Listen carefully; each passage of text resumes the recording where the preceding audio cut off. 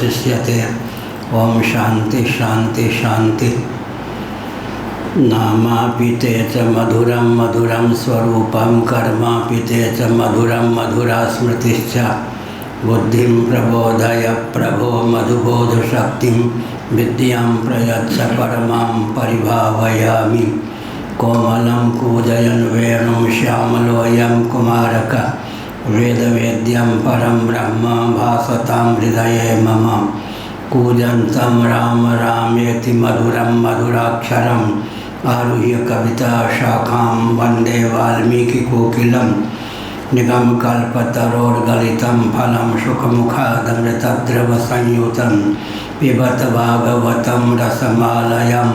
मुहुरहो रसिका भुवि भावुकाः तृणादपि सुनीचेन तरोरपि सैथुना। अमानिना मानदेना कीर्तनीय सदा हरि। नारायणाखिल गुरो भगवन् नमस्ते। शिवाय नमः शिवलिंगाय नमः तन्मे मनः। शिव संकल्पमस्तु सर्वे भवन्तु सुखिनः।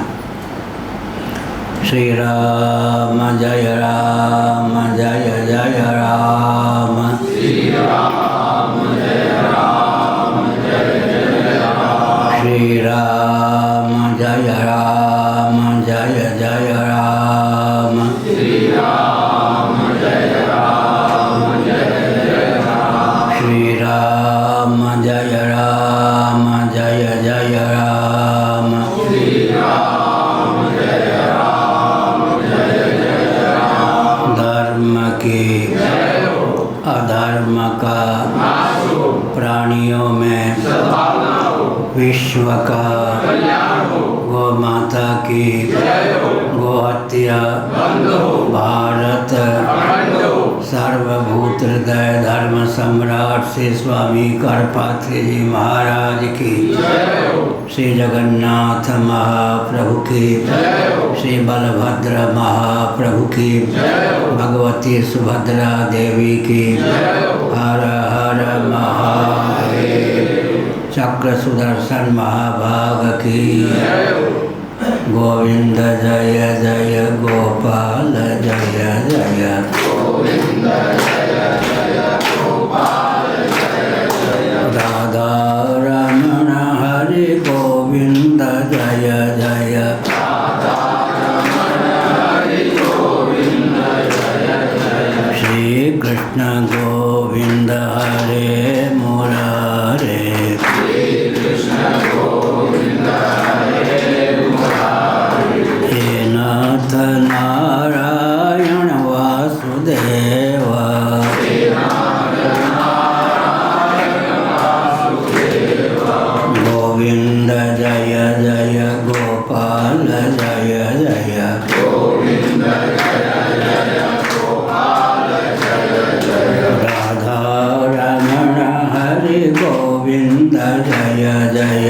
राधा रमण हरि गोविंद जय जय।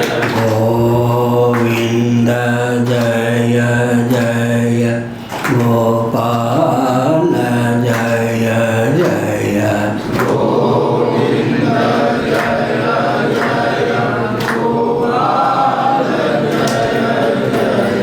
राधा रमण हरि गोविंद जय जय। गोविंद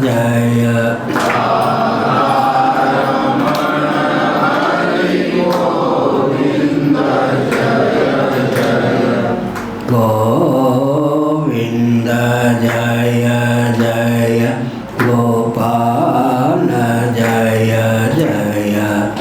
गोविंद जय जय गोपाल जय जय।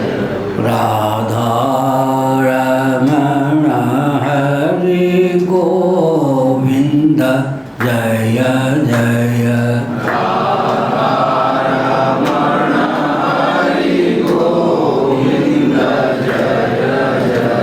श्री वृंदावन विहारी लाल की जय।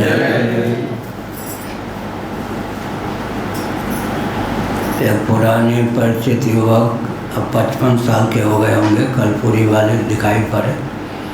मैंने कहा कितने समय बाद आए हो? का 1.5 वर्ष बाद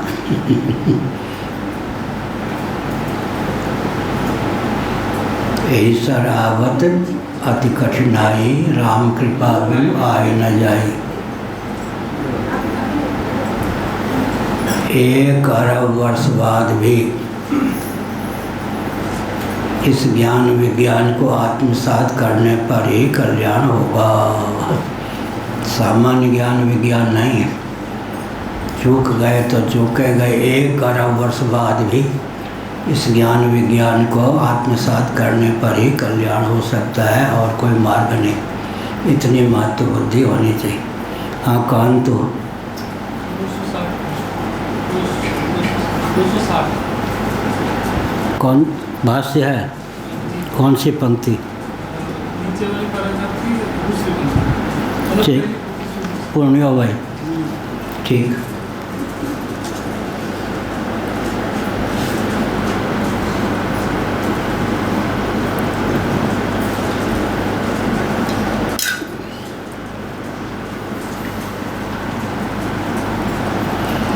पुण्यो वै पुण्येन कर्मणा भवति।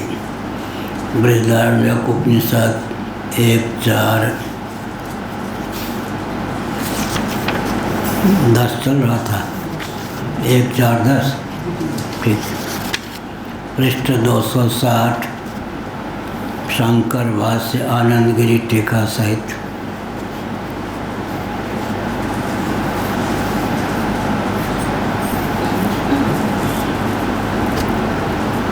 पुण्यो वै पुण्येन कर्मणा भवति। पुरुष पुण्य कर्मों का अनुष्ठान करने पर धर्मात्मा होता है, पुण्य कर्मा होता है।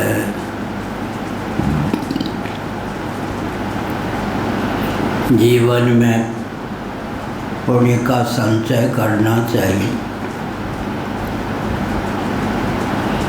साथ ही साथ परमात्मा तत्व के परिमार्गण की क्षमता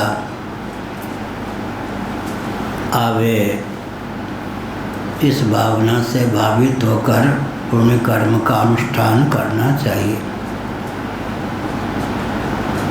परमात्म तत्व के परिशीलन परिमार्गण का अधिकार सुलभ हो, तदर्थ पुण्य कर्मों का भगवदर्थ अनुष्ठान करना चाहिए। कर्माशक्ति, फलाशक्ति, अहंकृति को शिथिल कर दित्युत्साहपूर्वक, समत्व बुद्धिपूर्वक वेदादि शास्त्र सम्मत वर्णाश्रम के उपयुक्त कर्म का अनुष्ठान करने पर कालांतर में और रुक्ष संज्ञा प्राप्त होती है व्यक्ति की। योगारूढ़ व्यक्ति होता है। और वृक्षोर मुनिर्योगम कर्म कारण मुच्यते, योगारूढ़स्य तस्यैव शमः कारण मुच्यते। भगवद गीता 6:3-4। और वृक्ष फिर योगारूढ़ हो जाता है। योगारूढ़ होने की भावना हो, लेकिन कर्म और कामना का वेग योगारूढ़ न होने दे, ऐसी स्थिति में कर्मों में स्वयं को अधिकृत समझकर कर्माशक्ति, फलाशक्ति, अहंकृति को शिथिल कर दित्युत्साहपूर्वक, समत्व बुद्धिपूर्वक भगवदर्थ स्वकर्मानुष्ठान करना चाहिए। इसी का नाम कर्मयोग है। उसके प्रभाव से व्यक्ति का चित्त शुद्ध होता है। जब व्यक्ति का चित्त शुद्ध हो जाता है तब योग का आलम्बन लेना चाहिए। योग का आलम्बन लेने पर अंत में समाधि की सिद्धि होती है। इस प्रकार कर्मोपासना के फलस्वरूप चित्त शुद्ध और समाहित होता है। जब व्यक्ति का चित्त शुद्ध और समाहित हो जाता है तब ब्रह्म परिमार्गण, ब्रह्मात्म तत्व के अनुसंधान के अविरुद्ध और अनुकूल जीवन में बल और वेग का संचार होता है। तथा पदम तत्परिमार्गितव्यम यस्मिन् गतानि निवर्तन्ते भूया।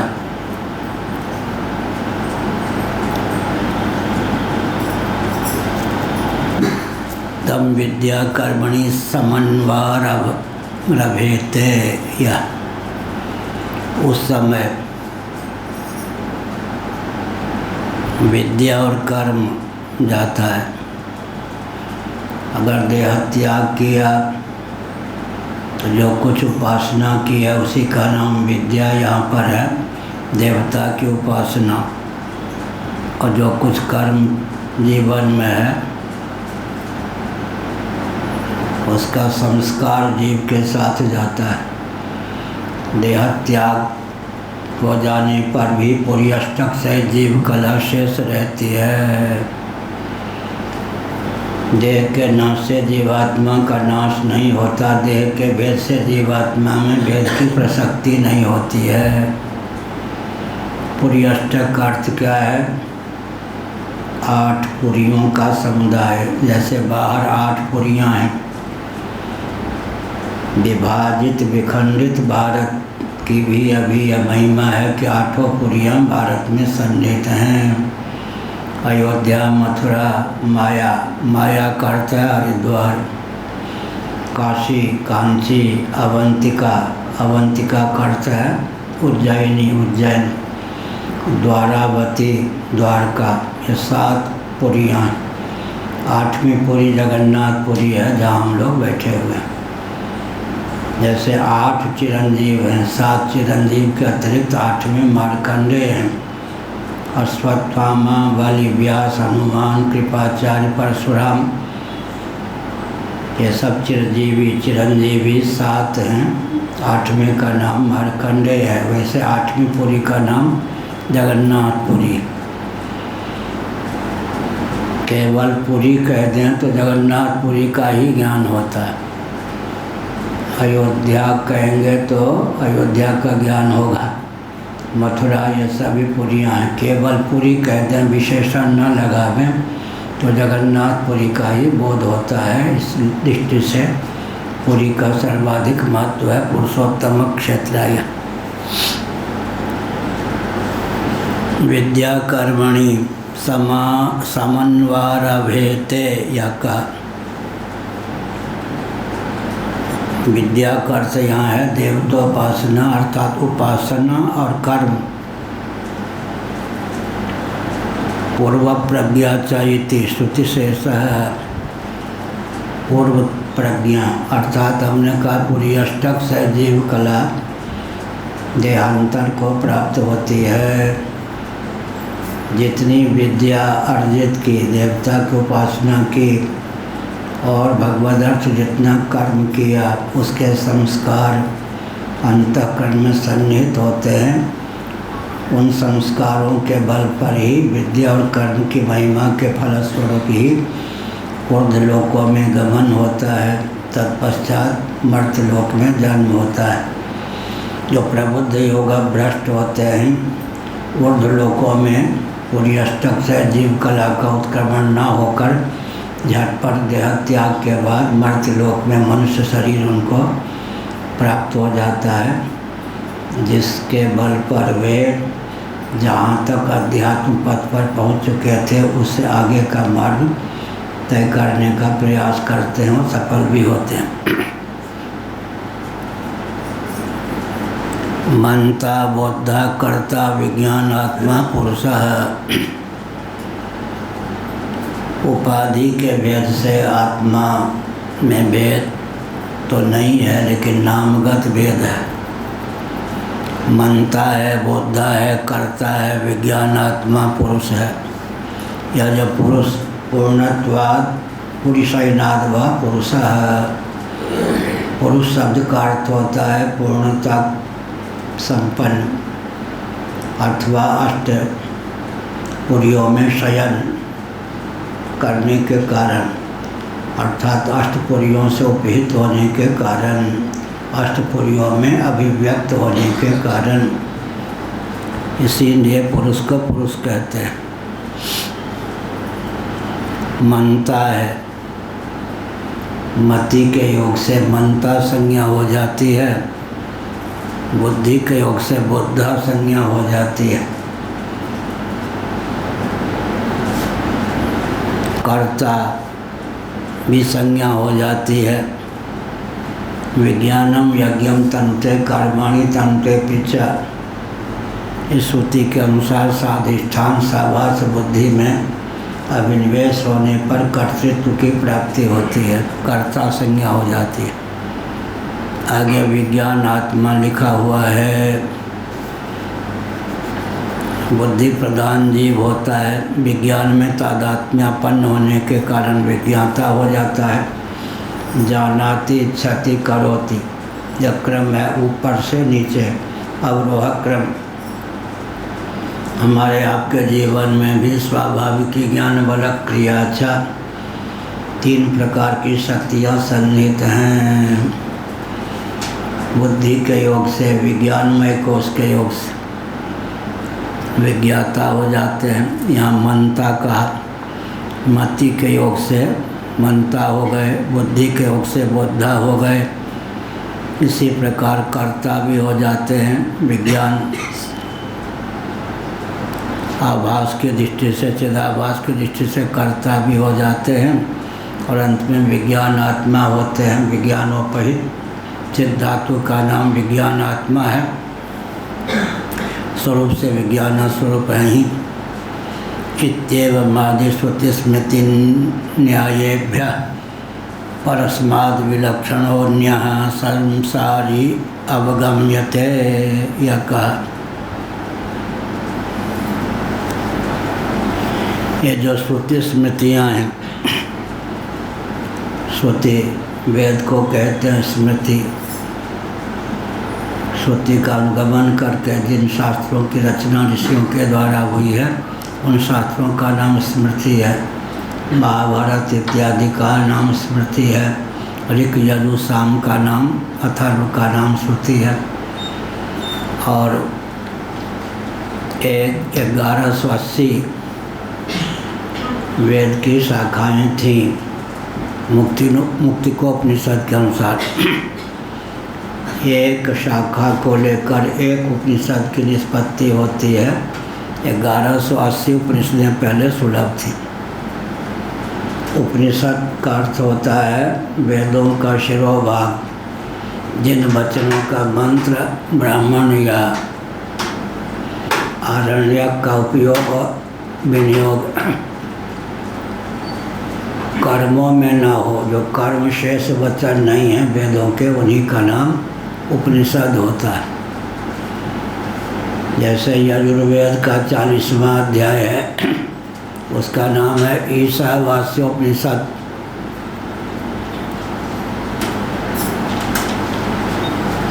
ईशावास्योपनिषद। भगवान शंकराचार्य महाभाग ने प्रश्न उठाया कि ईशावास्यम इत्यादि जो मंत्र वर्ण हैं, इनको उपनिषद क्यों माने। इसका 2 उत्तर उन्होंने दिया। पहला उत्तर दिया, इन मंत्रों का कर्मों में विनियोग नहीं है। फिर पूर्व पक्ष प्रस्थापित हुआ कि बहुत से ऐसे वचन हैं जिनका विनियोजक वचन नहीं है, विनियोग करने वाला वचन नहीं है, लेकिन प्रकरण के बल पर उन मंत्रों को विनियुक्त मानते हैं अमुक अमुक कर्म में। तो इस प्रकार से विनियोग की कल्पना भी तो की जा सकती है। उसके ऊपर शंकराचार्य महाराज ने यह भाव व्यक्त किया, जिस स्तर के आत्म तत्व का यहाँ निरूपण किया गया है ईशावास्यम इत्यादि मंत्रों के माध्यम से, उस स्तर का आत्म तत्व कर्ता भोक्ता हो ही नहीं सकता है। इसलिए श्रीमद् भागवत के 11 स्कंध में इस तथ्य को उद्भाषित किया गया है कि स्व के स्तर से स्वधर्म का विधान होता है। किसी धर्माचार्य से पूछें मेरा कर्तव्य क्या है, वो पूछेंगे आप कौन हो। क्या आप पहले स्व पकड़ाओ, अपने स्व का परिचय दो, तब स्वधर्म का उपदेश होगा। वो कहेंगे ब्राह्मण हो तो लीजिए, ब्राह्मणोचित कर्म आपका दायित्व हो गया, उसका अनुष्ठान कीजिए। मैं अमुक की पत्नी हूँ तो पतिव्रता का जो धर्म है उसका निर्वाह कीजिए। अगर कोई सचमुच में शुद्ध बुद्ध मुक्त है उसके लिए कोई कर्तव्य का विधान नहीं होगा। कल परसों मैंने कहा था एक व्यक्ति नकली वेदांती था उड़ियावा जी महाराज जो वृंदावन में रहते थे, उनसे कहा बाबा तत्व ज्ञान हो गया, अब मैं क्या करूँ? उनका बेटा विवाह कर ले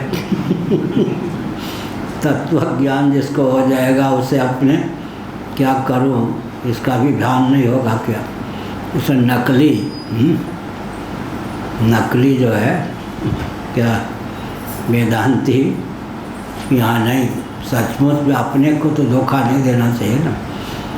दूसरों को धोखा देने वाले अपने आप को ही धोखा देते हैं। इसलिए कहा अपना अंकन करके फिर अधिकार सीमा में तो स्व के अनुरूप ही कर्तव्य का विधान होता है। श्रीमद् भागवत के एकादश स्कंध में इस तथ्य को उद्भाषित किया गया।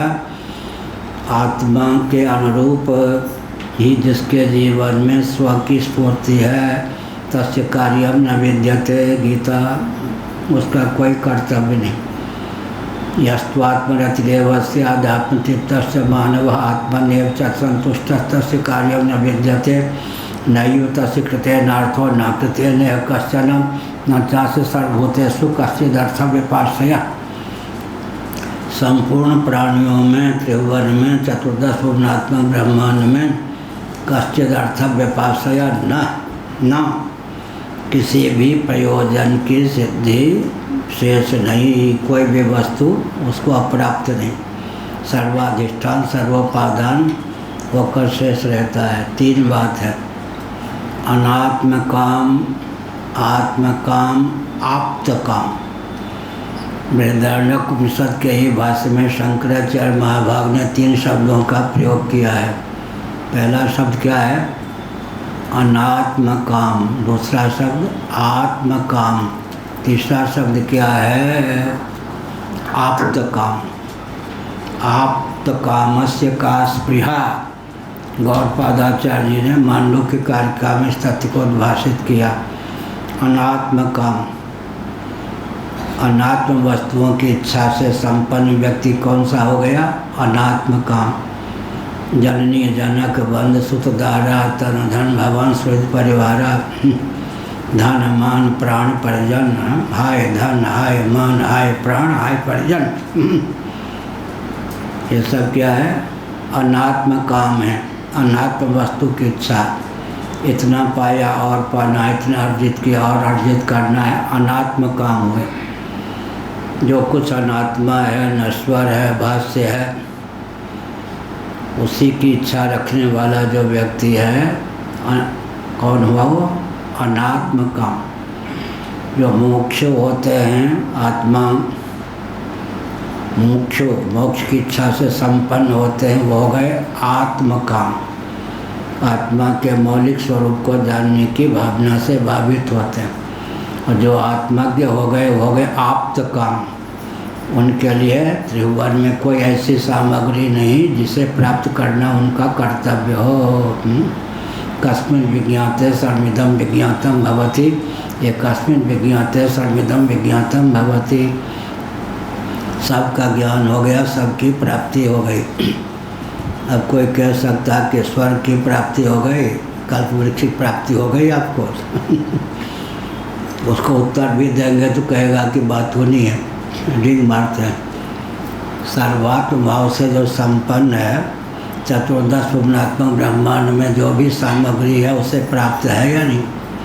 किसी वस्तु की कामना नहीं, सब वस्तुओं की प्राप्ति उसको होती है, क्योंकि सर्वाधिष्ठान सर्वोपादान है वह यह हुआ।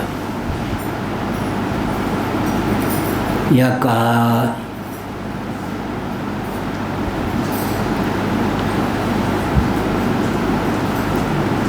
विज्ञान आत्मा पुरुष इत्येवं आदि श्रुति स्मृति न्यायेभ्य। एक श्रुति, एक स्मृति और एक न्याय। न्याय का अर्थ होता है अनुमान के द्वारा। श्रुति स्मृति के विरुद्ध और अनुकूल जो युक्ति है उसी का नाम न्याय। न्याय का अर्थ है युक्ति। और न्यायाधीश वाला न्याय नहीं, यहाँ पर न्याय का अर्थ है युक्ति। कैसी युक्ति चाहिए? श्रुति स्मृति का विरोध धर अनुकूल, श्रुति स्मृति न्यायेभ्य। इसीलिए आत्मा वार्य द्रष्टव्य श्रोतव्य मंतव्यो निधिध्यासितव्य। आत्मा वार्य द्रष्टव्य श्रोतव्य मंतव्यो निधिध्यासितव्य। निधिध्यासन हो रहा है। आत्मा वार्य द्रष्टव्य श्रोतव्य मंतव्यो निधिध्यासितव्य, प्रयोग भी साथ साथ चल ही रहा है। आत्मा जो है दर्शनीय है, द्रष्टव्य।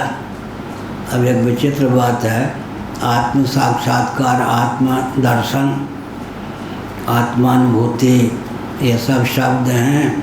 जैसे आज शब्द है, जैसे ये शब्द हैं, क्या वैसे इनका अर्थ भी होगा? इसलिए गुरुगम्य विद्या है। क्या एक व्यक्ति ने, वो था बातूनी में उन दिनों, 72 की बात हो सकती है, 1972, वृंदावन में था। नैमिषारण्य का कोई व्यक्ति आया, परिचित था मेरे लिए। आपको आत्म साक्षात्कार हुआ? हम समझ गए कि बातूनी। हमने पूछा आज तक किसी को हुआ होता तो मुझे भी हो जाता। किसी को नहीं हुआ ना। मुँह देखने लग गया। हमने कहा किसी को आत्म साक्षात्कार हुआ होता तो मुझे भी होता, न किसी को हुआ न मुझे हुआ, न आगे किसी को होगा। मुँह देखने लग, क्या बात करते हैं? मैं बात तो ठीक करता हूँ। तुम परीक्षा लेने आए, समर्थ की परीक्षा लेना महंगी पड़ती है नहीं। समर्थ की परीक्षा लोगे तो एक बगले वाले धरनी स्वामी थे, उन्होंने कहा इसमें हाथी डूब जाएगा क्या समुद्र में? हमने कहा प्रयोग मत करना, कहीं डुबकी लगाने जाओगे डूब ही जाओगे। इसलिए समर्थ की परीक्षा नहीं लेनी चाहिए। ये सब जो शब्द हैं, जैसे शब्द हैं वैसे अर्थ होगा क्या? आत्मरति संभव है क्या? आत्मरति मानने पर कौन सा दोष प्राप्त होगा? व्याकरण के अनुसार कर्म कर्तृ विरोध। रति का कर्ता भी स्वयं, रति का कर्म भी स्वयं। आत्मरति संभव ही नहीं है। तो यस्त्वात्मरति देवस्य, भगवद गीता के 3 अध्याय में आत्मरति शब्द का प्रयोग क्यों किया? अनात्मरति की निवृत्ति ही आत्मरति है। और आत्म साक्षात्कार, आत्मा तो साक्षात अपरोक्ष ही है। अनात्म वस्तुओं के अनुरूप आत्म मान्यता का त्याग ही आत्म साक्षात्कार है। इसलिए वेदांतों के शब्दों की प्रवृत्ति जिस ढंग से हुई है उसी ढंग से अर्थ करेंगे तो पागल हो जाएंगे। इसलिए गुरुगम्य विद्या है। आत्मरति क्या है, आत्मतृप्ति क्या है, आत्मसंतुष्टि क्या है, आत्म साक्षात्कार क्या है, ये सब आत्मदर्शन क्या है। आत्मा वार्य द्रष्टव्य, आत्मा का दर्शन होगा। किसको होगा? अनात्मा को या आत्मा को ही? न अनात्मा को दर्शन संभव है न आत्मा को। इसलिए ये सब जितने वचन हैं गुरुगम्य हैं। गुरु परंपरा से इनका प्रामाणिक ढंग से अर्थ लग सकता है, नहीं तो नहीं। एक कोई कुछ दिन बोले पहले, भगवान के नाम रूप भी मिथ्या लोग। अब लोग तो यही समझते हैं ना, वेदांती जो है नाम रूप को मिथ्या कहते हैं, तो परमात्मा के नाम रूप भी मिथ्या हो गए। परमात्मा का नाम रूप मिथ्या हो सकता है क्या? परमात्मा के नाम रूप मिथ्या नहीं है, सत्य हैं। अब लोग कहेंगे शंकराचार्य होकर ये कहते हैं जब नाम रूप जितने हैं सब मिथ्या हैं, तो भगवान के नाम रूप, परमात्मा के नाम रूप भी मिथ्या हैं। ये ऐसा प्रश्न है कि अच्छे अच्छे वेदांती चारखाने चित्त हो जाएं। लेकिन पंचदशी नामक ग्रंथ में क्या लिखा है? परमात्मा माने सत चित्त आनंद। एक प्रश्न उठाया गया, अरे वो वेदांती तुम तो नाम रूप के पीछे डंडा लेके पड़े हो। जो कुछ नाम रूप है वह मिथ्या है। नाम रूपात्मक प्रपंच को तुम मिथ्या मानते हो, तो सत्य जो परमात्मा तत्व है, परमात्मा भी भगवान भी ब्रह्म भी नाम हुआ या नहीं? और रूप माने स्वरूप, उसका भी कोई नाम का अर्थ है। नाम अर्थ का नाम ही तो स्वरूप होगा ना। स्वरूप है या नहीं, तो भगवान के नाम रूप सत के नाम रूप भी मिथ्या मानो। जब नाम रूप के पीछे डंडा लेके पड़े हो तो सत परमात्मा के नाम रूप को भी मिथ्या मान लो। विद्यानंद स्वामी पंचदशीकार ने कहा, यह बताओ कि सत के नाम रूप को सत में मिथ्या माने या सत में रहने वाली प्रपंचोत्पादनी शक्ति में मिथ्या माने, या सत के कार्य प्रपंच में मिथ्या माने, या असत में मिथ्या माने, या बिना अधिष्ठान के ही मिथ्या माने, कोई भी उत्तर नहीं बनेगा। इसलिए सत के नाम रूप सत ही हैं, मिथ्या नहीं। क्या क्या उठाया प्रश्न? यदि सभी नाम रूप मिथ्या है तो प्रश्न ऐसा उठाया गया कि ब्रह्म के भी सब नाम है, ब्रह्म का भी स्वरूप है अर्थात रूप है, तो ब्रह्म का भी या परमात्मा का भी नाम रूप मिथ्या क्यों नहीं है? यदि माना जाए तो फिर किसमें मिथ्या माना जाए? क्या ब्रह्म में ही मिथ्या माना जाए? क्या ब्रह्म के समाश्रित उसकी शक्ति में मिथ्या माने, या ब्रह्म के कार्य जगत में मिथ्या माने, या सत में मिथ्या माने, या बिना अधिष्ठान का ही मिथ्या माने? बैठे।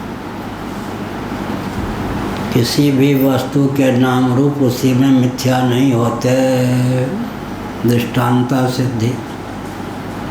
किसी भी वस्तु के नाम रूप उसके समाश्रित शक्ति में मिथ्या नहीं होते। किसी भी वस्तु के नाम रूप उसके कार्य में मिथ्या नहीं होते। किसी भी वस्तु के नाम रूप असत में मिथ्या नहीं होते। अब कहें कि अधिष्ठान नहीं मिलता है तो बिना अधिष्ठान का ही मिथ्या मान लें। कोई ऐसी वस्तु नहीं, रज्जु है तो रज्जु सर्प के नाम रूप रज्जु में मिथ्या होंगे, बिना अधिष्ठान के मिथ्यात्व की सिद्धि नहीं होती। अतः प्रयास करने पर भी, चाहने पर भी सत्स्वरूप परमात्मा के नाम रूप कहीं मिथ्या नहीं सिद्ध हो सकते। जगत मिथ्या है, ब्रह्म मिथ्या नहीं है, परमात्मा मिथ्या नहीं। जगत के नाम रूप मिथ्या है, न कि परमात्मा के नाम रूप। तब आगे प्रश्न हो सकता है कि द्वैत तो हो ही गया, एक नाम एक रूप। उसका उत्तर क्या है? कोई भी नामी का विज्ञान कराने के बाद ये नाम रूप की विभाजक रेखा न रहने के कारण नाम भी द्वैत का आदायक सिद्ध नहीं होता। ये सब है। अब आज कचरे व्यक्ति यही कहते हैं सब मिथ्या है, तो भगवान के, परमात्मा के, ब्रह्म के नाम रूप भी मिथ्या हैं। तब तो फिर बौद्ध मत की प्राप्ति होगी या नहीं? नैरात्म्यवाद की प्रसक्ति होगी या नहीं? जगत के नाम रूप मिथ्या हैं, परमात्मा, ब्रह्म या भगवान या सच्चित आनंद के नाम रूप मिथ्या नहीं।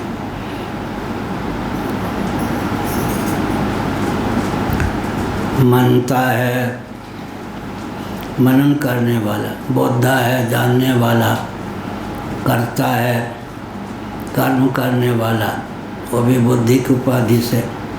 विज्ञान आत्मा है, बुद्धि की प्रधानता से बोधा कहा, चिदाभास की प्रधानता से कर्ता कहा, और अधिष्ठान की प्रधानता से विज्ञान आत्मा पुरुष कहा किया। ये सब अर्थ मैंने किसके बल पर किया? पंचदशी। पंचदशी नामक जो वेदांत का ग्रंथ है उसमें 15 प्रकरण हैं। पंचदशी अगर सदी हुई है तो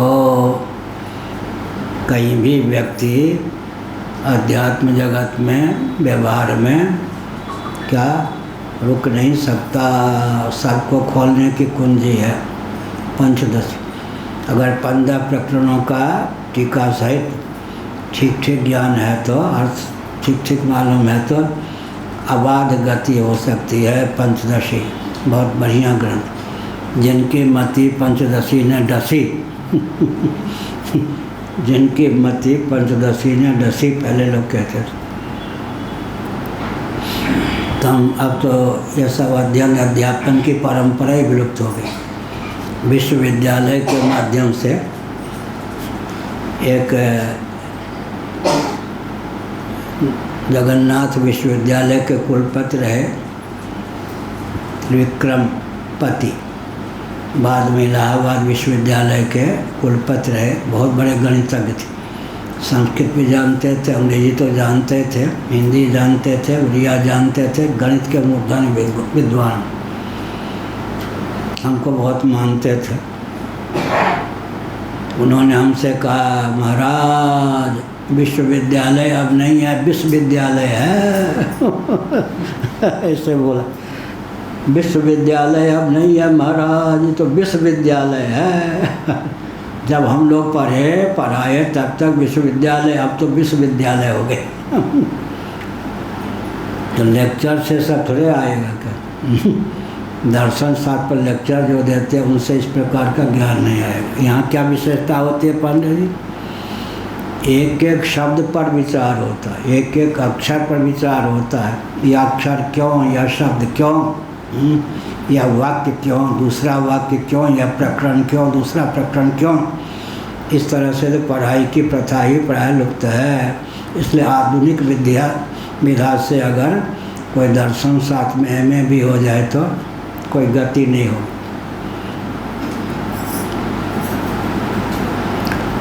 इत्येवम् आदि श्रुति स्मृति न्यायेभ्यः, श्रुतियों के द्वारा सिद्ध है, स्मृतियों के द्वारा। गीता आदि स्मृति, महाभारत इत्यादि स्मृति। श्रुति का अर्थ है ऋक्, यजु, साम, अथर्व। इनके शिरोभाग का नाम है उपनिषद। जिन वचनों का कर्मों में उपयोग और विनियोग संभव न हो, आत्मा के वास्तव स्वरूप का प्रतिपादक जो वचन है उनका ही नाम है वेदों का शिरोभाग उपनिषद। न्यायेभ्यः, न्याय का अर्थ है युक्ति। न्याय के द्वारा अर्थात श्रुति स्मृति का विरुद्ध और अनुकूल, तीनों शब्दों का प्रयोग किया। श्रुति के अविरुद्ध और अनुकूल स्मृति हो, श्रुति और स्मृति के अविरुद्ध और अनुकूल न्याय हो, माने युक्ति हो। कल हमने कहा था ना, कोई अनुमान निर्दोष भी हो फिर भी कहीं शास्त्र विरुद्ध है तो वह मान्य है। क्या उदाहरण दिया था? नर मूत्र पेय है, मूत्र होने के कारण गौमूत्र के समान। अनुमान, इसमें कोई भूल नहीं है। क्या अनुमान की दृष्टि से निर्दुष्ट अनुमान है, या हेत्वाभासादि दोषों की प्राप्ति इसमें नहीं है। लेकिन शास्त्र विरुद्ध होने के कारण अनुमान निर्दोष होने पर भी अमान्य है। नरमूत्र पेय है, मोरारजी देसाई सुन लो जहाँ भी हो। अपने मूत्र पीते थे, गोमूत्र नहीं, अपना मूत्र पीते थे। कुछ गुरुदेव ने मोरारजी देसाई के शासनकाल में कहा, उस देश में हम रह रहे हैं जहाँ का प्रधानमंत्री अपना मूत्र पीता है, वो देश को क्या देगा? पूज कर पाती महाराज हमारे गुरुदेव ने कहा एक बार प्रयाग में। तो नरमूत्र पेय है, मूत्र होने के कारण गौमूत्र के समान। अनुमान में कोई दोष नहीं है, लेकिन दोष क्या है? गौमूत्र पेय है शास्त्र सिद्ध होने के कारण, शास्त्र विरुद्ध होने के कारण नरमूत्र पेय नहीं है। वन अनुमान ठीक भी हो, अगर शास्त्र विरुद्ध है तो सर्वथा अमान्य है। अब यह ढोलक में जो चर्म का उपयोग होता है या नहीं, और शंख हड्डी है या नहीं, एक जंतु विशेष का ही अस्थि है नहीं या नहीं। अब उसकी पवित्रता मंदिर में भी पहुँचे या नहीं, ढोलक की पहुँचा या नहीं, शंख की पहुँचा या नहीं, उसकी पवित्रता या अपवित्रता। अगर शास्त्र के आधार पर विचार करने पवित्रता नहीं तो चर्म है, ढोलक में चर्म का उपयोग होता है या नहीं, और शंख हड्डी है या नहीं, लेकिन उसकी शुद्धता मान्य है। शंख में जल रखा हुआ छिड़क दिया तो व्यक्ति का कल्याण होता है। तो शुद्धि अशुद्धि में शास्त्र ही प्रमाण हुए या नहीं, या अपना मन कल्पी विधा से तो हड्डी है वह, क्या शंख अस्थि है या नहीं, या ढोलक में जो चर्म है वो तो चर्म है ही, अपवित्र है ही। तो क्या शुद्ध क्या अशुद्ध इसमें वेदादि शास्त्रों का ही प्रामाण्य है। इसलिए न्यायव्या का श्रुति के विरुद्ध और अनुकूल स्मृति हो, श्रुति स्मृति के विरुद्ध और अनुकूल न्याय हो, तब प्रामाणिकता सिद्ध है। इत्येवमादि श्रुति स्मृति न्यायव्या परस्माद् विलक्षणोऽन्य संसारी अवगम्यते। यह जो संसारी जीव है यह परमात्म तत्व है, उससे भिन्न ही माना जाता है। जब ते जीव भये संसारी, भयो संसारी, तुलसीदास जी ने लिखा यह कहा। परस्माद् विलक्षणोऽन्य संसारी अवगम्यते। जब तक संसारी है, संसारी का अर्थ क्या है? माया में रचा पचा है। अनात्म वस्तुओं में अहंता ममता संपन्नता जब तक है तब तक व्यक्ति संसारी है। संसारी से भिन्न ही है। इसलिए जीव अपत्ति है उसमें, तद विलक्षणश्च परा है। लेकिन परमात्म तत्व जो है उससे विलक्षण है, असंसारी है।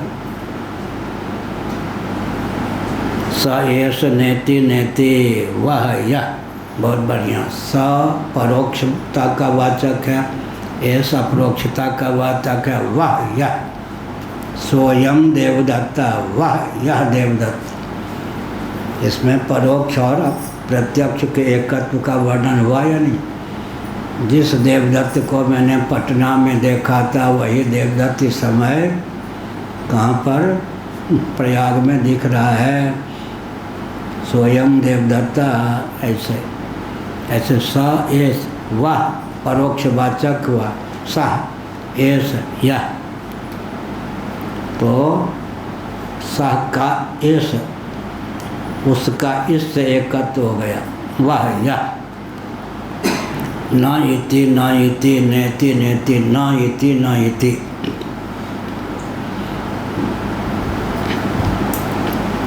नेति नेति जहि वेद निरूपा चिदानंद निरूपादि अनुपा। ने निषेधाधिष्ठान, निषेध का अधिष्ठान हुआ नेति नेति।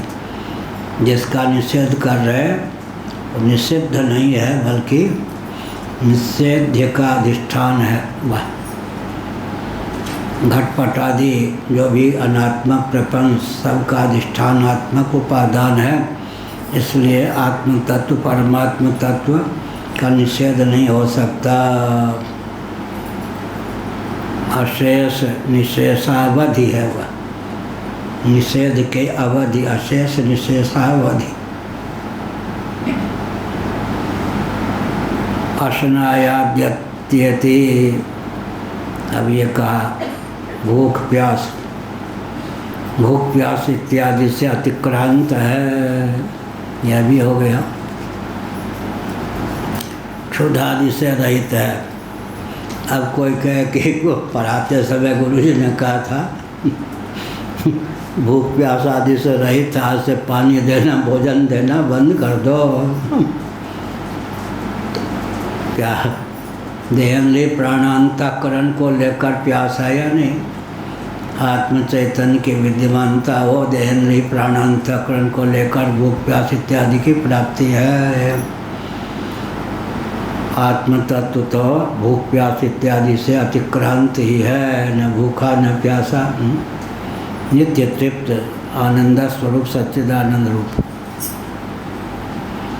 ये सब ऐसी बीमारी है, लगे तो बीमारी, ना लगे तो बीमारी। देखो कितना बढ़िया आनंद है।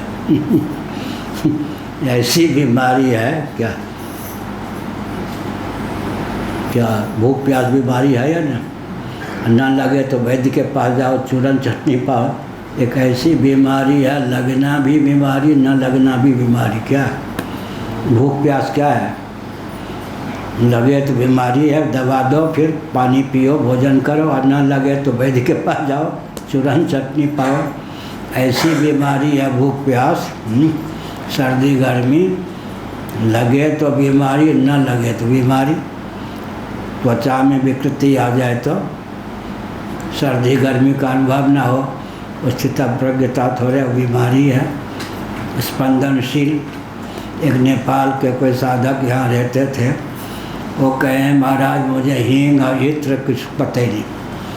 नाक की गोलक तो थी, नासिका इंद्री नहीं थी, मतलब उनको सुगंध दुर्गंध का पता ही नहीं चलता था। यह बात। तो क्या हुआ, भूख प्यास इत्यादि कैसी बीमारी है, लगे तो बीमारी और न लगे तो बीमारी, ऐसी बीमारी। अशनायाद्यप्येति, भूख प्यास इत्यादि से अतिक्रांत है, यह अर्थ हुआ। आत्म तत्व जो है निरुपाधिक धरातल पर उसका मौलिक स्वरूप है भूख और प्यास न लगना, माने भूख प्यास से अतिक्रांत। भूख प्यास से अतिक्रांत है आत्म तत्व।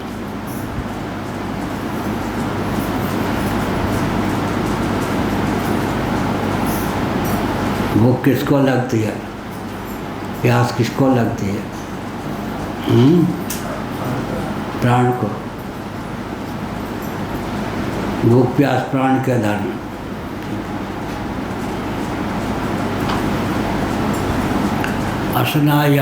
अशनायाद्यत्येति, भूख प्यास इत्यादि से अतिक्रांत है, उस तक न भूख की पहुँच है न प्यास की पहुँच है, यह अभिप्राय। सर्व अन्न रूप है, सर्व जल है रूप है वह। अन्न को भूख लगे क्या, जल को प्यास लगे क्या? अन्न और जल जड़ होकर भूख प्यास अतिक्रांत है। यह तत्व जो है चिद्रूप होकर भूख प्यास अतिक्रांत। अन्न जल, अन्न को भूख लगता है, लगती है क्या? जल को प्यास लगती है क्या? नहीं। क्यों?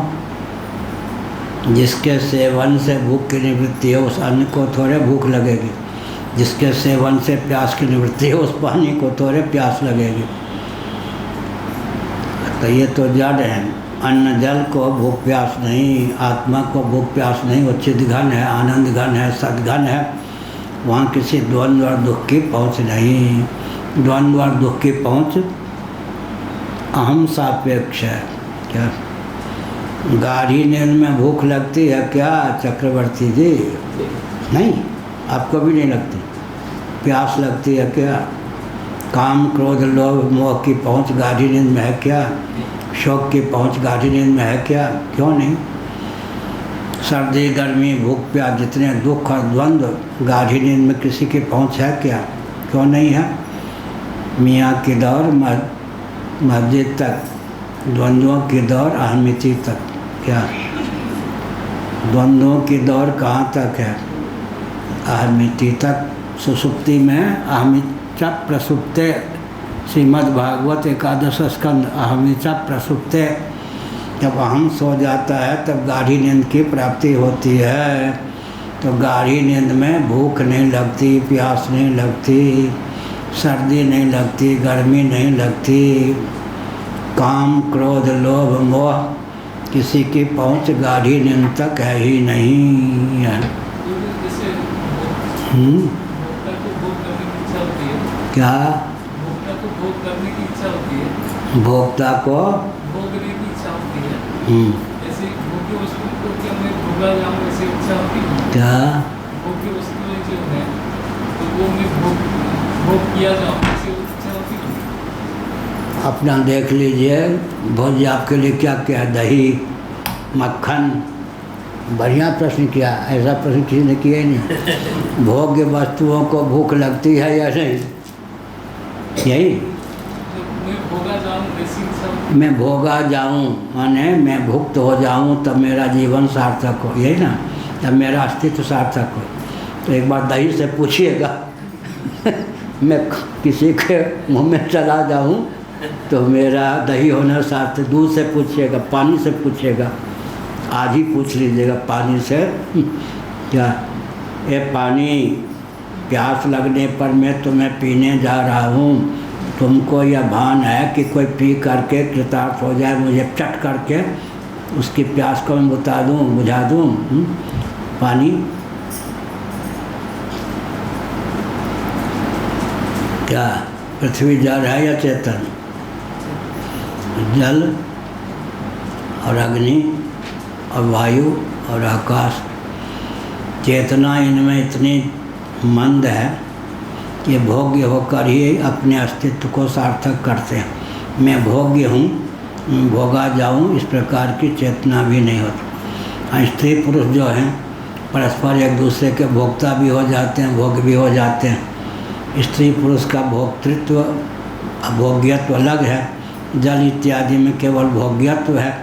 और मेरी सार्थकता जीवन की तब हो जब मैं भोगा जाऊं, ऐसा स्पंदन भी हो तो चेतन ही हो जाइए।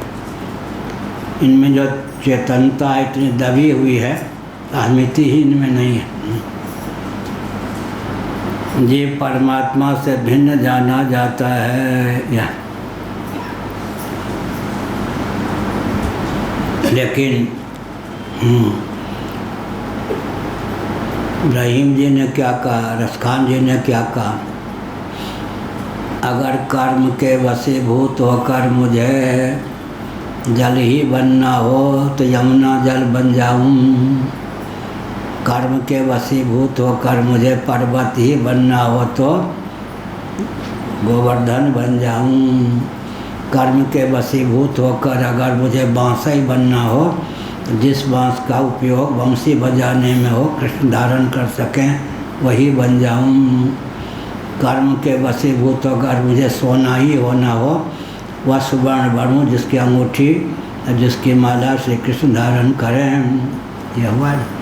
कर्म के वशीभूत होकर मुझे कपास ही बन जाना हो, वह कपास बनूं जिससे निर्मित वस्त्र श्री कृष्ण धारण कर सकें। किसने कहा?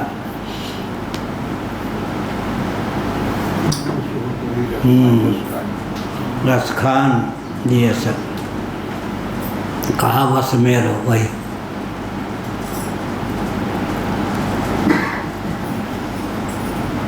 पृथ्वी जल तेज वायु भी महाभारत का अध्ययन करने पर कोई जीव ही हैं।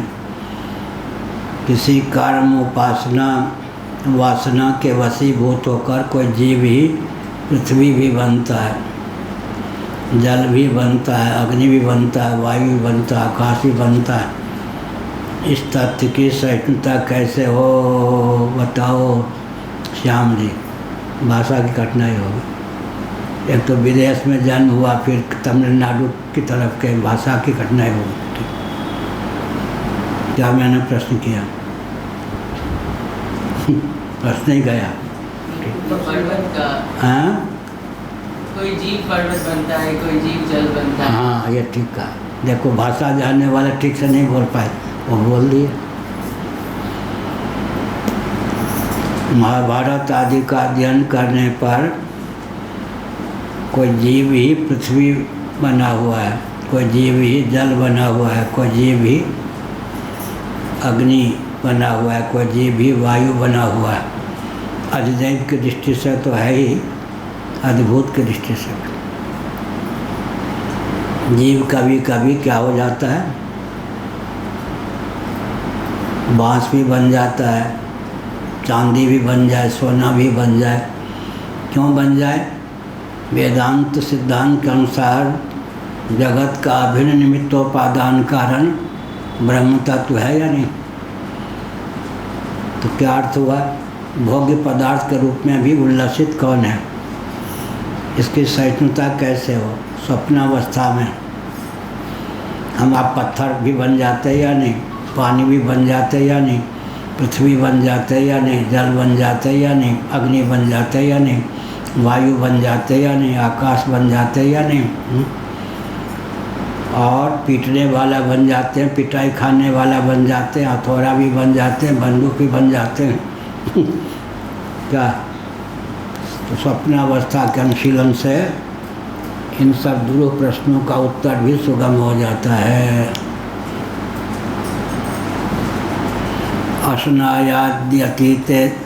असनायाद्यत्यति भूख प्यास इत्यादि से वह वास्तव में क्या है? अतिक्रांत है, रहित है। न भूख है, न वहाँ प्यास है। अन्न रूप भी है, जल रूप भी है।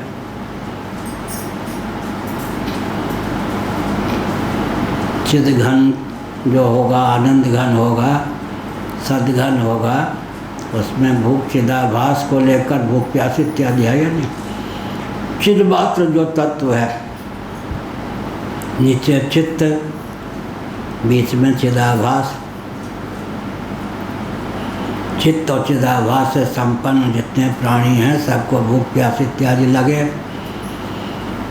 लेकिन जो चिन्ह मात्र तत्व है वो भूख प्यास इत्यादि सकल द्वंद्वों से अतिक्रांत है। यह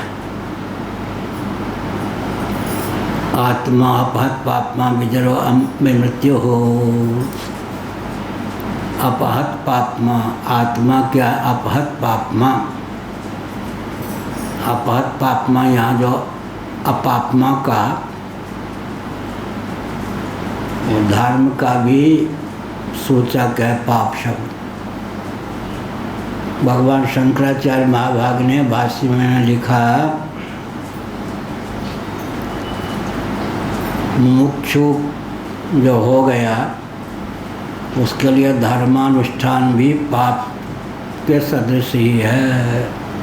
प्रतिबंधक का नाम पाप हुआ या नहीं?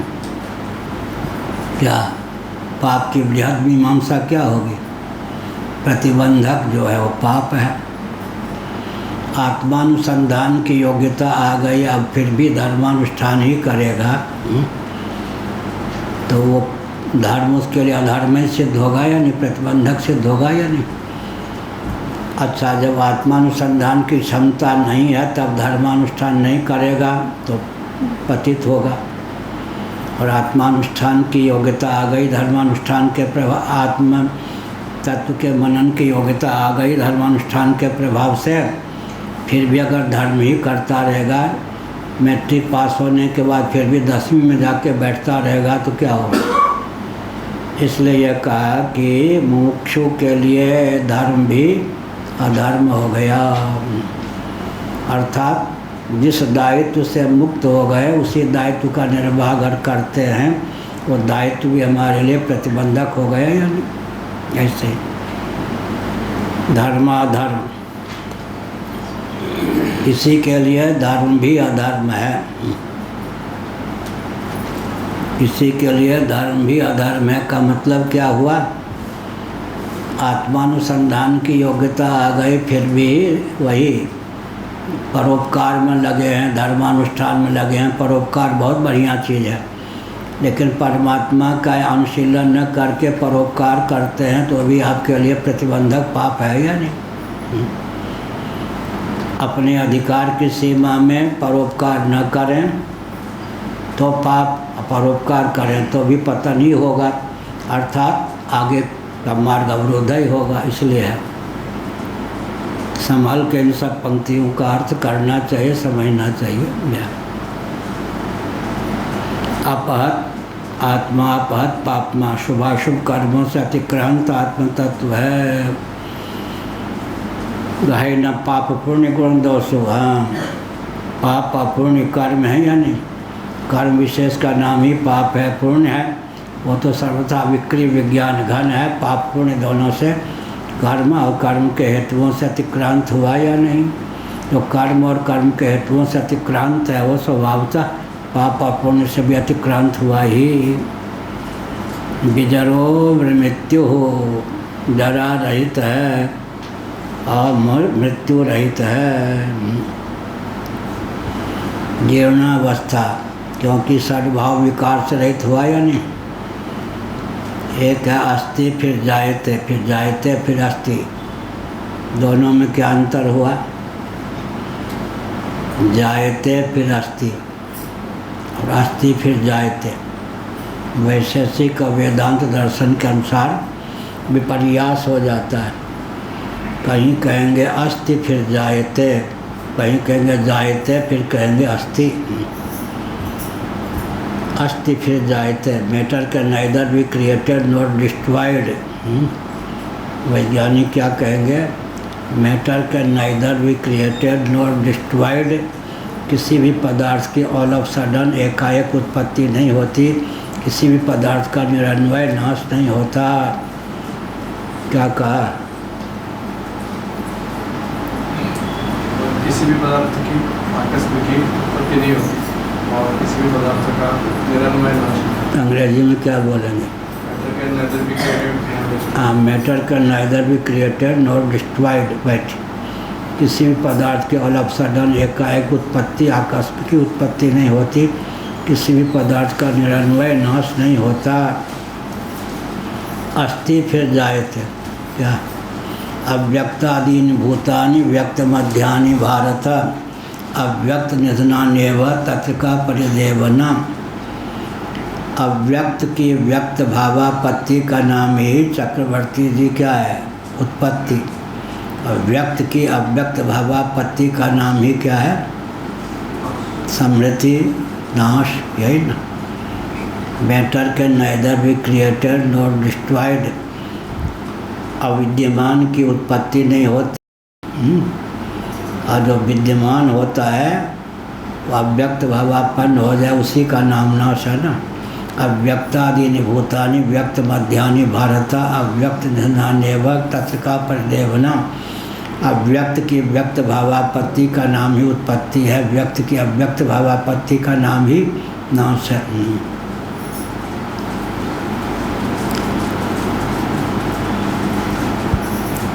क्या कहा? बोलो चक्रवर्ती जी। विश्वनाथ चक्रवर्ती हो? आगे। अव्यक्त की व्यक्त भावापन्न की नाम है उत्पत्ति और व्यक्त की अव्यक्त भावापन्न का नाम है नाश। बैठ। गीता के दूसरे अध्याय में दो ही हैं, व्यक्त और अव्यक्त। 8वें अध्याय में एक अतिरिक्त है, अक्षर अव्यक्त सनातन अव्यक्त। क्या? गीता के दूसरे अध्याय में अव्यक्तादीनि भूतानि व्यक्त मध्यानि भारत अव्यक्त निधनान्येव तत्र का परिदेवना। 8वें अध्याय में अव्यक्तोक्षर तीसरी चीज़ है, एक है व्यक्त एक है अव्यक्त। नीचे से ऊपर चलेंगे तो व्यक्त फिर अव्यक्त, अक्षर अव्यक्त सनातन अव्यक्त। व्यक्ता व्यक्त को साधने वाला जो अव्यक्त है वो सनातन अव्यक्त है। क्या? गीता के 8वें अध्याय में सनातन अव्यक्त एक अतिरिक्त वस्तु का उल्लेख किया। तो दूसरे अध्याय और 8वें अध्याय में गुणोपसंहार न्याय से तालमेल बैठाकर पूर्ण ज्ञान प्राप्त होता है।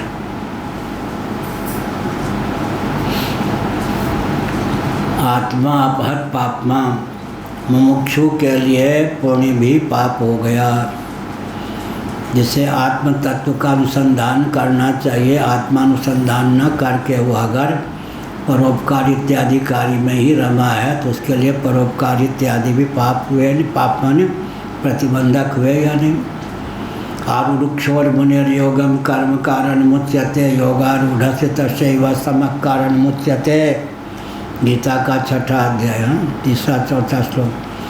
जो आरूढ़ हैं, योगारूढ़ होना चाहते हैं लेकिन कर्म और कामना का वेग शांत है, तो उनको कर्म और कामना के वेग को शांत करने की भावना से कर्म करना चाहिए। कर्म के कितने भेद हो गए? काम और काम के 2 भेद। जिस कर्म और कामना के गर्भ से कर्म और कामना के वेग ही बढ़ते जाएं, वो संसारियों का काम और कर्म है। जिस कर्म और कामना के गर्भ से कामना और कर्म का वेग शांत हो जाए, वो आरूढ़ कर्तृक कामना और कर्म है। आरूढ़ के जीवन में प्रतिष्ठित कामना और कर्म है। उदाहरण क्या दिया? हेलीकॉप्टर, हवाई जहाज का पायलट जो होता है,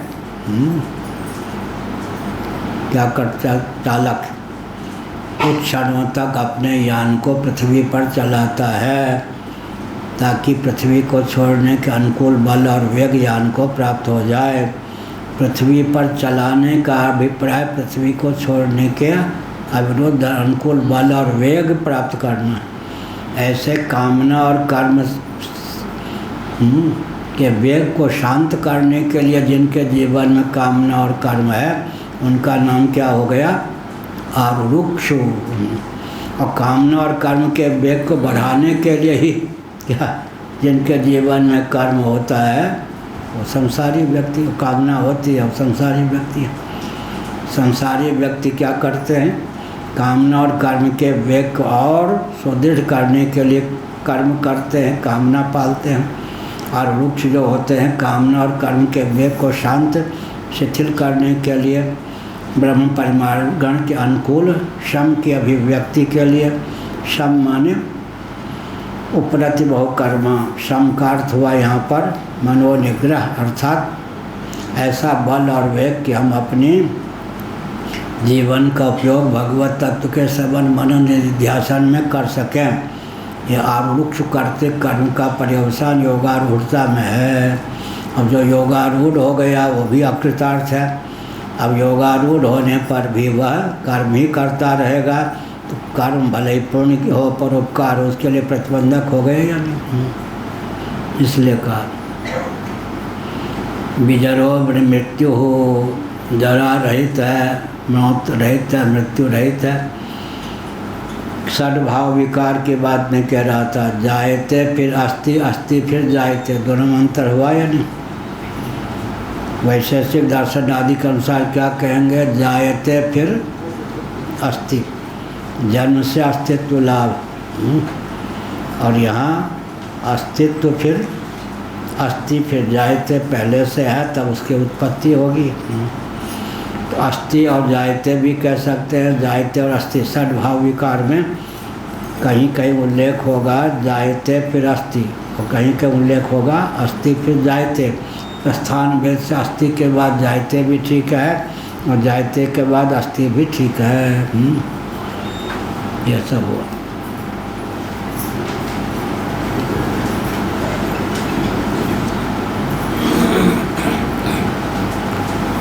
आत्मा अपहत पापमा विजरा, अब में मृत्यु हो।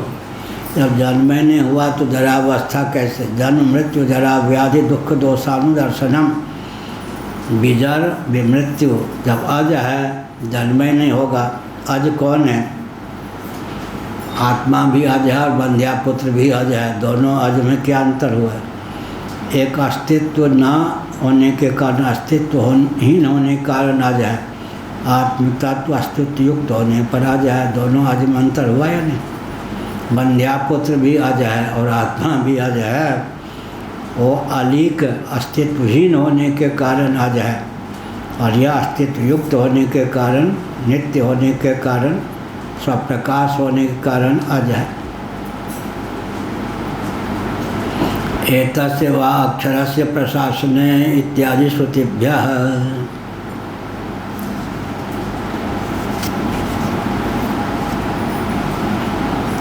हे गार्गी,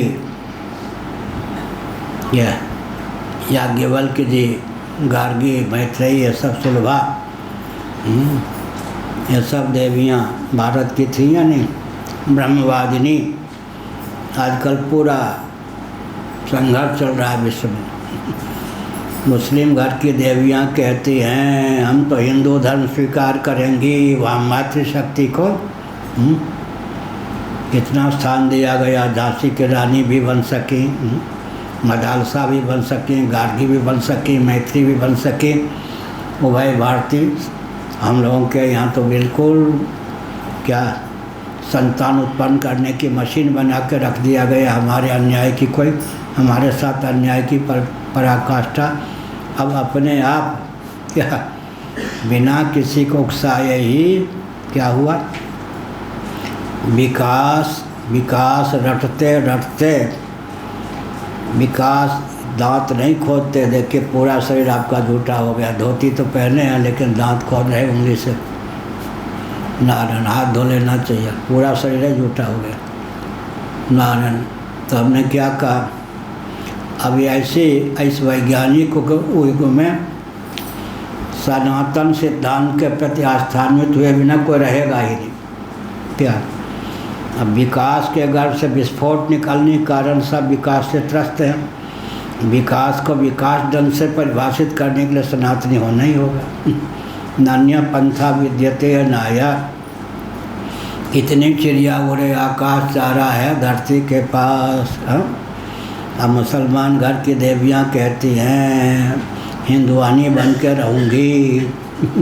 क्यों? हमारे साथ यहाँ अन्याय है, वो अन्याय नामक कोई चीज़ नहीं है। इसलिए झांसी की रानी खूब लड़ी मर्दानी, वो तो झांसी वाली रानी थी, बुंदेलहर बोलों की हमने सुनी कहानी थी। दुर्गा भगवती थी या नहीं, निश्चेष देवगण शक्ति समूह मूर्तियाँ। हमारे यहाँ मातृशक्ति जितना विकास कर सकें करें, दो ही शर्त है, स्वास्थ्य और शील के विरुद्ध। दो ही में सब कुछ हो गया। स्वास्थ्य और शील के विरुद्ध प्रगति में कहीं विघ्न बाधा नहीं। स्वास्थ्य का ध्यान रखें, शील का ध्यान रखें, और फिर लड़ने भिड़ने की इच्छा हो तलवार भी उठा लें, धनुष भी उठा लें। खूब लड़ी मर्दानी, वो तो झांसी वाली रानी थी, बुंदेले घर हर बोलों की हमने सुनी कहानी थी। ननिहाल में सीखा था या नहीं उसने। एक दशमुख रावण था, राम जी ने उसका कल्याण कर दिया। ये कहाँ से आए त्रिपुंड वाले? यहाँ आप वही केरल वाले हैं क्या? मोटे हो गए हो? हाँ तभी तो पहचाने। वही कर्नाटक वाले हो ना? अच्छा मोटे हो गए तो हम सोचे कौन है भाई। क्या कह रहे थे हम?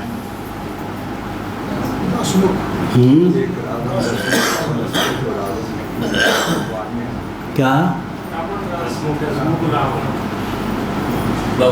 भगवती सीता पहले दशमुख रावण पर विजय प्राप्त की राम जी ने। नारद जी ने एक ऐसे रावण को ढूंढ निकाला जो शास्त्रमुख था। राम जी से आके कहा नारद जी ने, दशमुख रावण पर तो विजय आपने प्राप्त की, लेकिन एक तो 1000 मुख वाला रावण निकल आया, वो भी है अभी। राम जी अयोध्या से जितने सैनिक भेजते थे, वो रावण ऐसा एक बाण फेंकता था जो सैनिक जहाँ से आते थे वहीं लौट जाते थे, युद्ध करने का अवसर ही नहीं। तो राम जी बहुत परेशान हुए। तब नारद जी से कहा तो बड़ी विचित्र बात, मेरे अवतार के प्रयोजन पर ही ये 1000 मुख वाला रावण विघ्न डाले हुए। सीता जी जब मोर्चा संभालेंगी तभी सफलता मिलेगी। तो भगवती सीता से प्रार्थना की गई। उस युद्ध में अद्भुत रामायण आदि का अध्ययन कीजिए। सीता जी ने मोर्चा संभाला और शास्त्रमुख रावण का वध किया। इसका मतलब स्वास्थ्य और शील की रक्षा करते हुए देवियों को सम्रांगण में भी जूझने का हमारे यहाँ अधिकार दिया गया। झांसी की रानी ये सब नारायण उधर स्थान देखते। एता सेवाक्षर से प्रशासन गार्गी का नाम हम लिया। दैवयोग से सब मिथिला की थी, सुलभा, गार्गी, मैत्रेयी और कौन, मंडन मिश्र की पत्नी उभय भारती। हमारा इतिहास है मातृशक्ति को भी शील और स्वास्थ्य की रक्षा करते हुए जितना विकसित हो सके विकसित होने का मार्ग प्रशस्त किया गया है।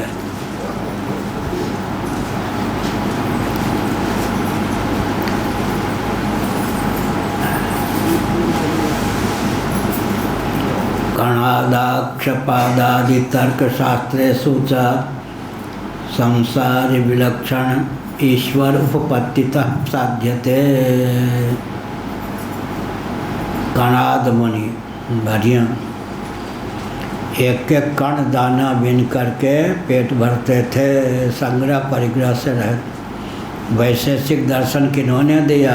जीवन में कितना त्याग हो। कणाद, कण कण कण आद, कण कण बीन करके शिलोन से वृत्ति, अयाचित वृत्ति, ये सब जीविकोपार्जन के हैं या नहीं।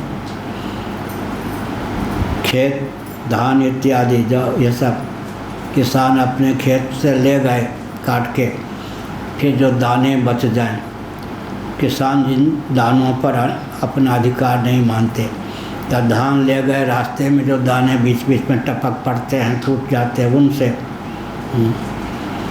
चिड़ियों ने चुन लिया। फिर जो बच गया उन दानों को इकट्ठा करके फिर जो अपना जीवन यापन करते थे कणाद, एक एक कण उन लोगों ने दर्शन दिया, वैशेषिक दर्शन किया। एक दिन हमने बताया था, रात्रि में भामती पाठ भी चलता ही है, वाचस्पति मिश्र के द्वारा विरचित। उनका विवाह हो गया था, बिजली का युग नहीं, दीपक से काम करते थे, रात में लिखते रहते थे। पत्नी सोचती थी कहीं दीपक बुझ न जाए, वो बत्ती को खिसका देती थी। उनको यह नहीं पता चलता था कि मेरी विवाहिता पत्नी है। जिन्होंने इन ग्रंथों को दिया उनको गृहस्थ होने पर भी यह नहीं पता कि मेरी पत्नी है। एक दिन उनका ध्यान गया, उन्होंने कहा तुम कौन हो, कितनी शीलवती रही होगी, आजकल तो तलाक देती है, कोर्ट में जाके जेल में डलवा देती।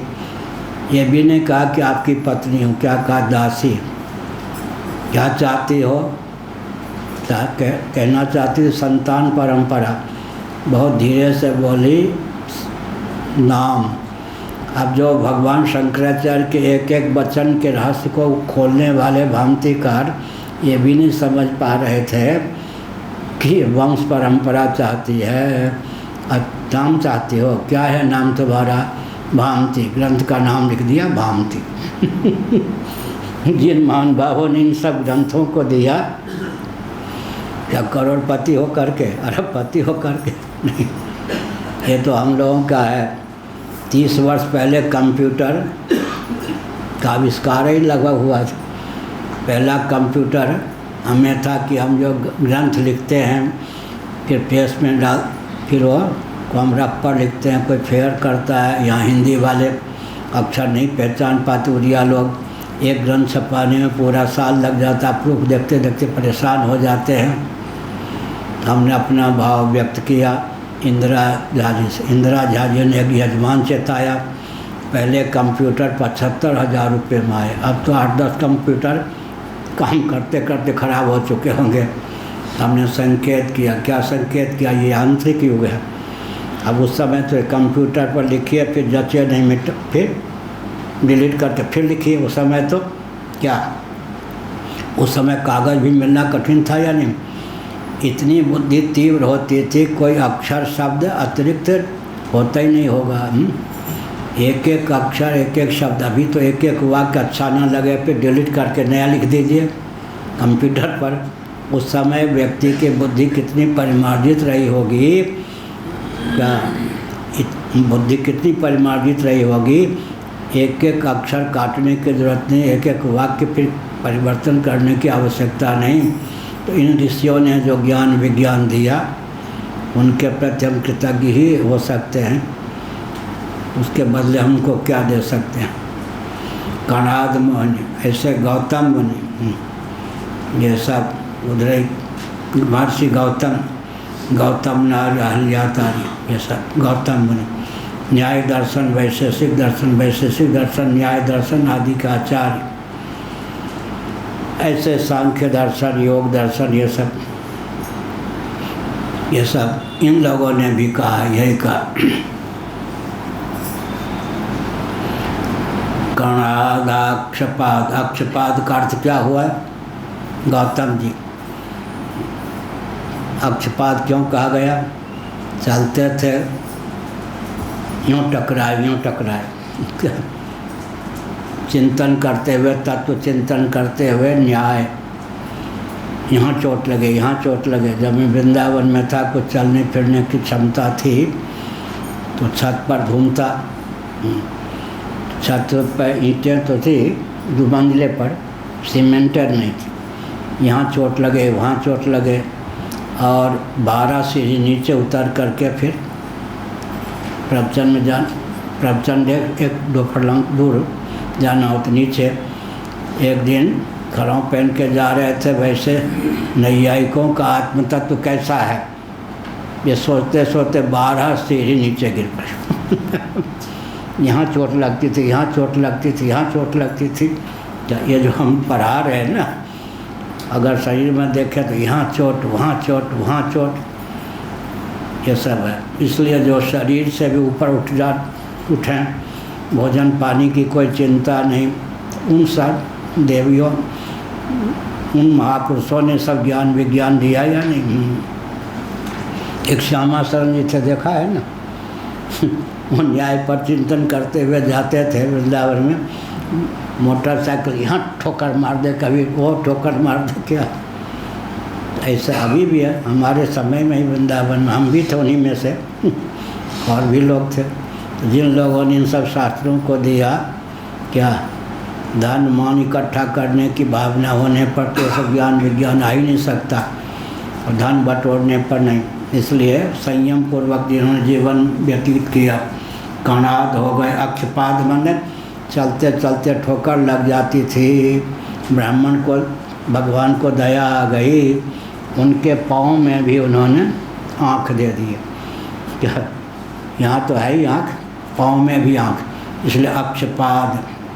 अक्षपाद माने भगवान ने कृपा करके किए, पंडित जी न्याय वस्तु का विज्ञान चिंतन करते जाते, यहाँ गिरते हैं वहाँ गिरते हैं, गिरने से बच जाएं, इसीलिए अक्षपाद। क्या हुआ, पाँव में भी भगवान ने आँख की योग्यता दे दी ताकि संभल के चल सकें, चोट न खावें, अनवर्थ न हुआ। कणाद माने कण कण बिन करके जीवन यापन करने। यदनुचरित लीला कर्ण पीयूष विप्र सकृदन विधूता। हाँ, बहव इव विहंगा भिक्षुचर्याम चरन्ति, भिक्षुचर्याम बहव इव यह विहंगा भिक्षुचर्याम चरन्ति। गोपियों ने संतों की वकालत की है। यदनुचरित लीला, जिन भगवान श्री कृष्ण श्याम सुंदर छल छबीले नटनागर किए, एक लीला का भी निरावरण कर्णपुरों से जिन्होंने पान कर लिया, श्रवण कर लिया, वे हरे भरे गृहस्थाश्रम से भी उपराम हो जाते हैं। धन से मान से उपराम होकर पक्षियों के समान एक एक दाना बिन करके पेट भरते हैं। इन धनाढ्य व्यक्तियों को पक्षियों के समान एक एक दाना बिन करके जीवन यापन करने की स्थिति में किसने पहुंचा दिया? भगवान के चरित्र ने। भिक्षुचर्याम चरन्ति, विहंगा पक्षी, विहंग पक्षी के समान जो एक एक दाना बिन करके पेट भरते हैं, ऐसी दशा किसने पहुंचा दी? इस दशा में क्यों पहुंच गए? भगवान के यशोगान सुन करके, धन वैभव सबसे उपराम हो करके। यह एक सच्ची बात है। बिरला जी की फैक्ट्री थी, उसमें एक ब्राह्मण मैनेजर रखे गए थे। मैं उनको जानता था बहुत से पहले, 72 की बात। वे ब्राह्मण जो है फैक्ट्री में ब्राह्मणों को ही भरते, नौकरी देते।